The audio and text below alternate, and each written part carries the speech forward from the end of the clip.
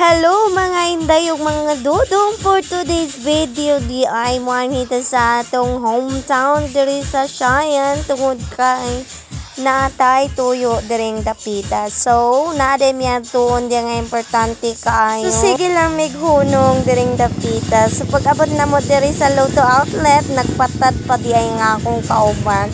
So kusam nagkamulusap ko video dira ang dapita. Oy may na lang natay content, di ba? Gipadagan dayon namo ang amo ang motor. Nagdali-dali mi kay perti man kakusog sa ulan, pero wa may nakitang ulan no. Na tingala man no. Plano dayon i-pass forward na abot nami sa ganghaan sa among municipality of Siayan. So nindot day kay lang decoration diring dapita mga loads. So sa ganghaan pa lang makita na nimo ang kaanyag sa amo ang munisipyo. Wow!